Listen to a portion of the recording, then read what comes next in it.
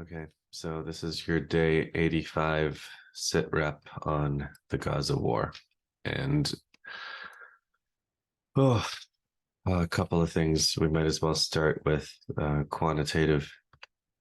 Um, what we know quantitatively, this is 4 days old now, but you can see the numbers from Euromed, Human Rights Monitor. We've crossed the 30,000 dead, 56,000 injured. And again, those doing hundreds a day, 3, 4, 500 a day. So we're 3 or 4. This is for December 27th. So I'm recording this on the night of the 30th. So there's quite a few more. There would be another 1,000 more, maybe. So well past 30,000 killed and 60,000 injured. Again, half of these are children, targeted health facilities, everybody's displaced. Virtually all homes are destroyed, over 100 journalists killed, doctors, medical personnel. So again, utterly intolerable, unfathomable human rights, civilian massacres, genocidal warfare against civilians. Okay. That is just the reality in which we are working on these and having these discussions. And I will start with that because that's how we count. That's how we measure how far we are along in this horror. But as usual, we're going to get to now the military aspect of it. And today, I want to focus on a concept called attrition. So I'm sure everybody has some rudimentary sense of what the meaning of attrition is. Israel, in fact, has fought what was called a war of attrition with Egypt in the 1970s. After the 1973 war, for the next few years, Israel and Egypt fought what was called a war of attrition, because in the 1973 war, I guess in the 1967 war, Israel captured a big part of Egypt, a huge, huge part of Egyptian territory, the Sinai. The Sinai is where where Israel is trying to send Palestinians from Gaza. Now they're trying to convince Egypt to allow them to turn all the Gaza refugees who are refugees from 1948 Israel into refugees again, send them into the Sinai for spacious, I believe it was the Jerusalem Post said, for a spacious new home in the Sinai desert. So Israel had captured the Sinai desert and had no intention of giving it back. And Egypt fought what was called the War of Attrition, and eventually Israel gave it back. It's now a popular tourist destination for Israeli tourists, actually.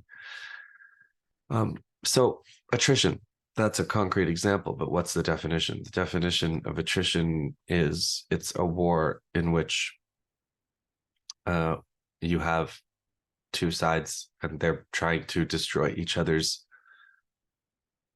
military ability, and they're trying to pick off the other side's military ability. So if you start with 100 and the other guy starts with 100 and you pick off 2 a day and he picks off 1 a day, you're fighting a war of attrition and you're going to win because he's going to run out of men before you do. That's a war of attrition.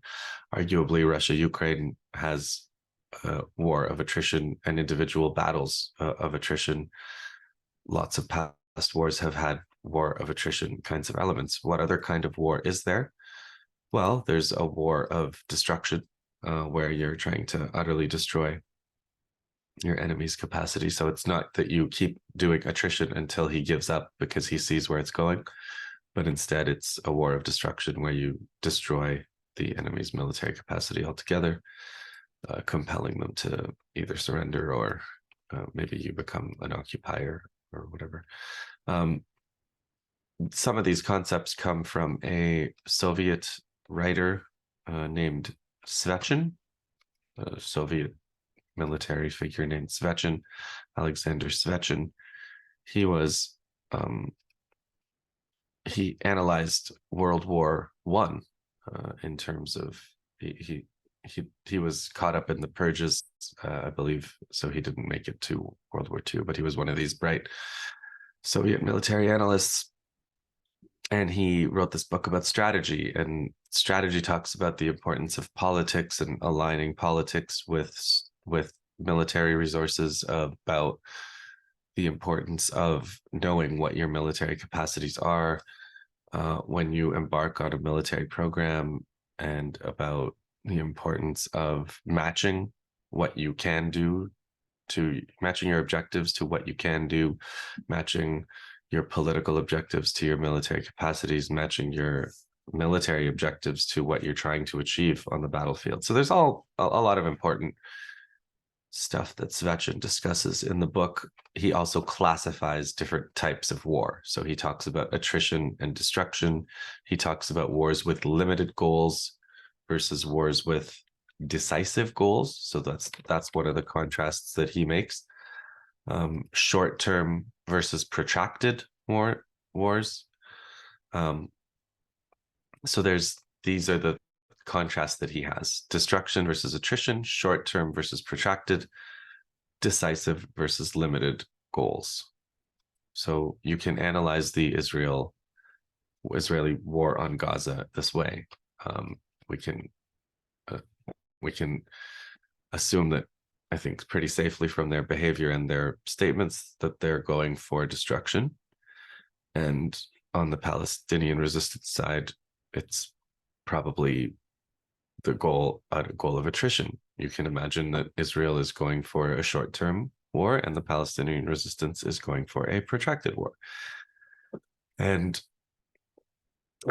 Israel has decisive, virtually unlimited goals, and the Palestinian resistance, I would say, wins by not losing, classic guerrilla formula, and so it has limited goals. So and all of these different classifications that you can classify a military conflict, Israel and the Palestinian resistance have different objectives. They see this conflict differently.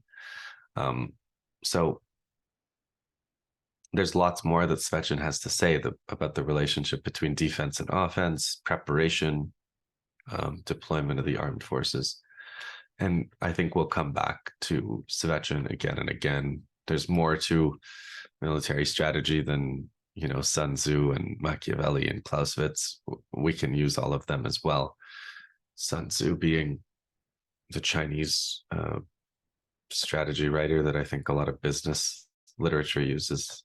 But Sun Tzu's and warfare is a lot of deception. It's a lot of knowing your enemy and knowing yourself, how to use spies, etc. Machiavelli is, of course, about political goals and how a conqueror should behave, the use of fear versus favor. And then Clausewitz is also about war as an extension of politics by other means. You've probably heard that as well. Von Clausewitz, who analyzed Napoleon and Frederick the Great and their campaigns. So all of these are good sources, but Svechin talks about attrition, and it's attrition that I want to analyze today, specifically that one idea of attrition. And how is attrition occurring? I've put forward to you the idea that Israel is focused on attacking civilians, the civilian infrastructure, the civilian population of Gaza. And in that sense, there's some goal of destruction. This is what makes the war genocidal. There's some kind of goal of destruction of the population. Now, they also claim that they want to destroy Hamas. I'm sure they want to destroy Hamas, but that should not be understood to be a real rational goal. Why? Because before Hamas, there was the Palestinian Liberation Organization, and there was Yasser Arafat, and all you would hear 20 years ago was how Arafat had to go, and how Arafat was given a generous offer and gave it up, and now Arafat had to go.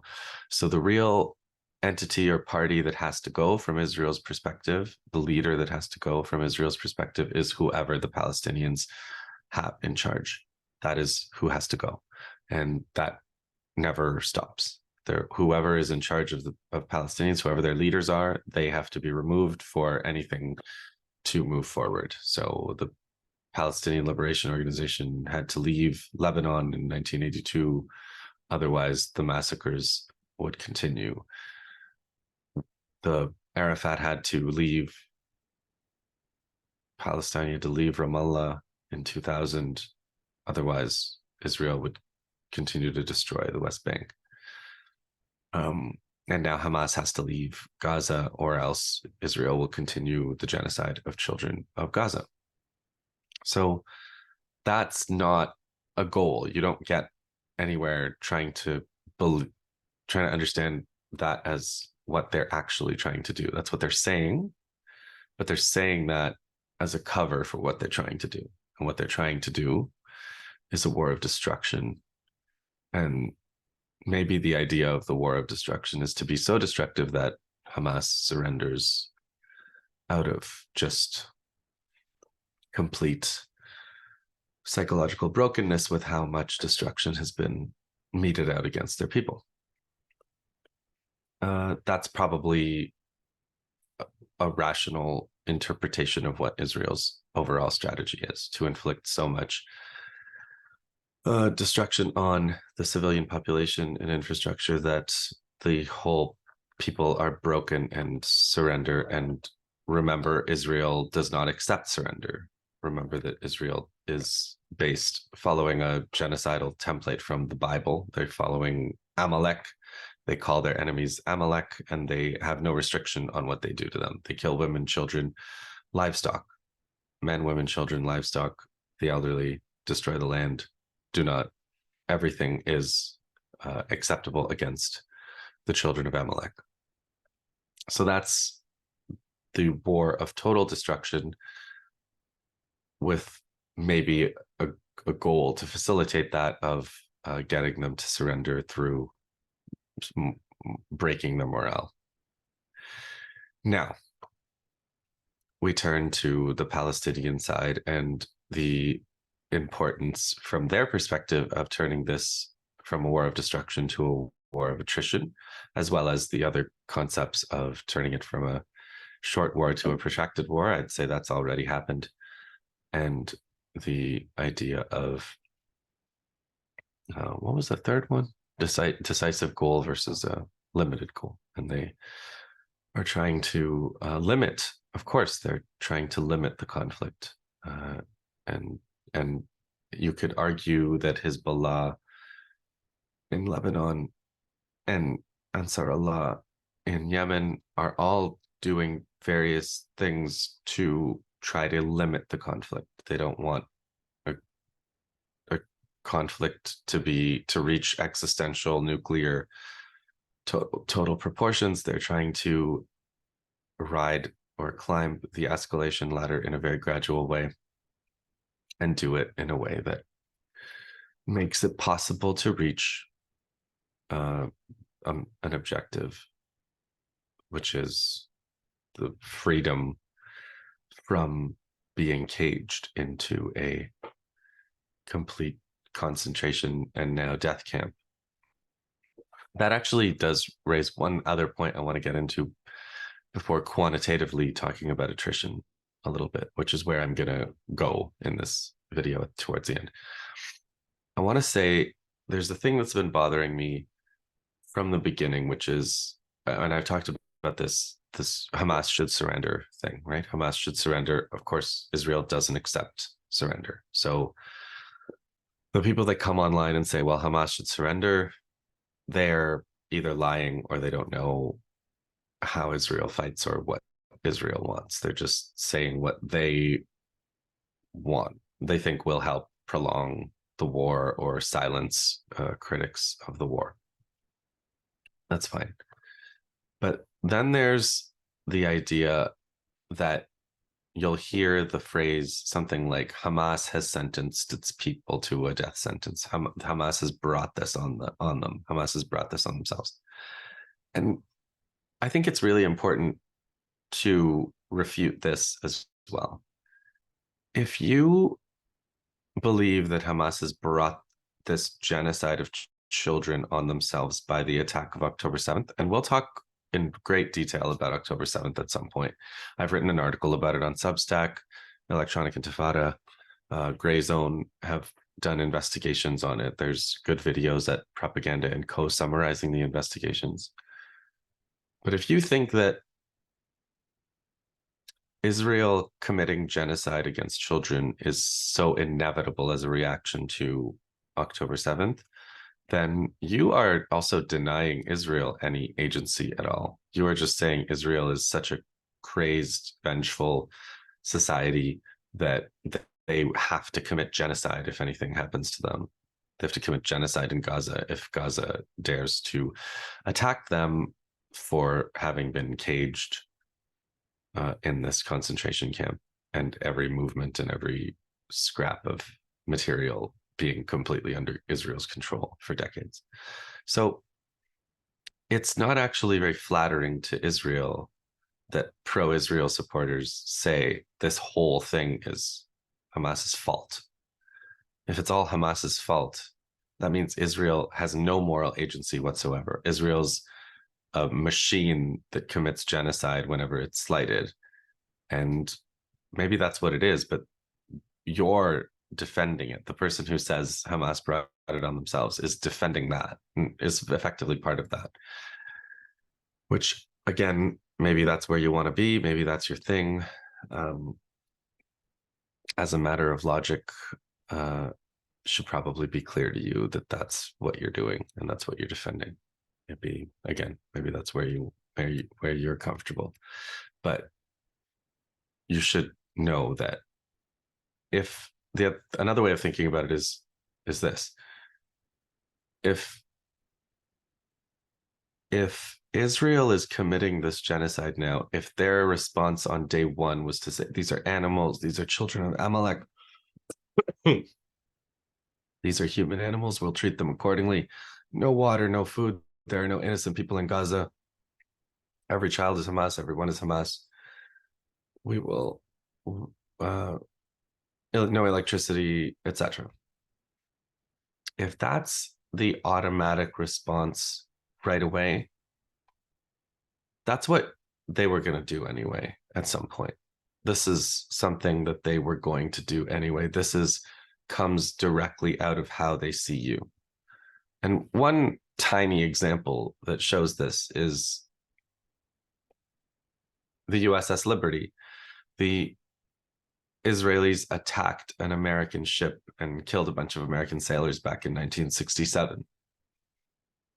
And the US didn't do anything about it. They didn't then say we're dealing with human animals and missile Tel Aviv to rubble. They didn't do anything about it. They didn't do absolutely anything about it because Israel's their ally and they wanted to cover it up, and they had goals that were more important than the lives or the truth of the deaths of these sailors. So Israel was able to kill American sailors and have no consequence at all because America understands Israel as an unconditional friend, someone to be supported no matter what. Palestinians are tortured in Israeli prisons, their children are murdered on the street. And this was before the genocide. And now we have, as we've talked about multiple times on the channel, a celebration of the deaths of Palestinians on Israeli social media as a fairly routine matter, total indifference to it throughout the West, complete indifference towards Palestinian children, their deaths, the medical personnel, journalists, no colleagues, no Western colleagues of any of these professions or counterparts has the slightest bit of empathy for any of them. So all of which is to say, Israel's genocidal reaction is not to what happened on October 7th. It is to the Palestinians, and it was ready, and it was a ready response all along. And it's been slow or fast, but the feeling towards Palestinians is genocidal, broadly speaking. And that's why we've all been so worried about this for all of our lives. This has been our biggest fear, that Israel was going to do this one day, and now we're living to watch it happen. And that actually, one final introduction to attrition from the Palestinian side, and that is the South Africa has taken Israel to court for genocide. So they've gone to the International Court of Justice, and they're charging Israel with the crime of genocide. And I said on Twitter that this might help the International Court of Justice preserve some legitimacy, some shred of legitimacy that it may have left. As far as stopping the genocide, though, this will not have any effect any more than the United Nations resolutions, ceasefire resolutions from the General Assembly. Israel ignores all of these things and will continue to ignore it. So don't look to the International Court of Justice. The International Court of Justice decades ago ruled that the wall Israel built in the West Bank was illegal, was a crime. Nothing happened. Nothing changed. So it's not the court ruling. The only thing that will stop this genocide is if the war starts to not go Israel's way. And that is the question that we are taking on here with our discussion of attrition. So Aria, I mentioned Aria, Arygjayey, Aryga on Twitter. And as you know, Aria posts these summaries of data that they get from the various resistance factions web feeds. And so today Aria posted his big summary of December 30th. Al-Qassam brigades destroyed an APC, detonated a explosive device targeting a Merkava tank, partially destroyed 15 Merkava tanks and 2 APCs in different combat zones, engaged with special forces in Sheikh Radwan, resulting in over 20 soldiers killed or injured, shelled soldiers. So targeted 2 military jeeps. So these summaries, as far as I can tell, Ari has been doing them since December 7th. I've been punching them into a spreadsheet just to see if I could see any kinds of trends in the spreadsheet. So I go through and I look at the summaries, and then I code them, and this is what it looks like. You know, you get the date, the type of vehicle, the amount destroyed, the location, the resistance faction, and the result. And when you do this for a bunch of military vehicles, soldiers, I went back as far as the 20th. I'm going to try to go back all the way to the December 7th, but I wanted to just take a look. And then you get a pivot table out of it. I don't know if people know pivot tables, but data analysts know pivot tables. And then you can look. Whenever they say soldiers were hit, I take that to mean 2. I call that 2 soldiers, just to be very, very conservative. If they're using the plural, it's 2. So the estimates of soldiers casualties is on the very low side here.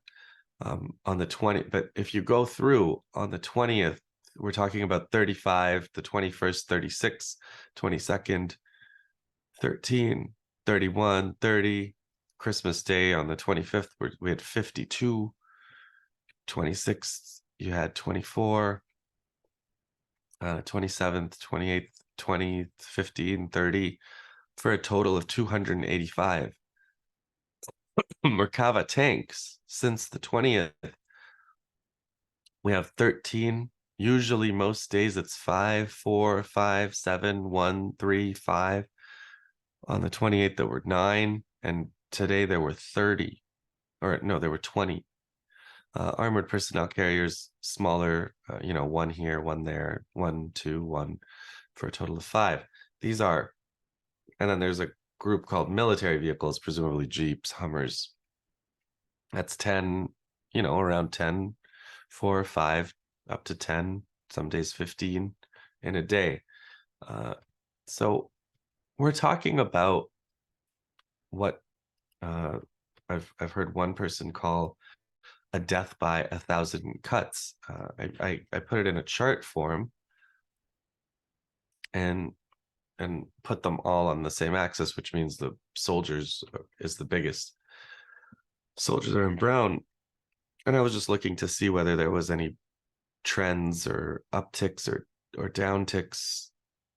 And it's probably messy data. It's probably not great data. There's all kinds of problems with this, including the way I'm counting. And yet, however you look at it, you see we're talking about dozens of casualties every single day. We're talking about Merkava tanks, double digits on multiple days. Now, what does partially destroyed mean? Maybe it doesn't mean much, but they're getting hit directly by anti-tank weapons in most cases. And they do say partially destroyed, or they say targeted, or they say direct hit. So, and then the D9 military bulldozer, which are also being destroyed. Again, 1 here, 1 there, 1 there, 2 there. So that's a question. If the Palestinian resistance understands this in terms of attrition, is this a rate of casualties, especially in terms of armor and vehicles, that's sustainable for Israel to sustain? Can they produce these vehicles faster than the resistance can destroy them? Can they staff them, train people to use them?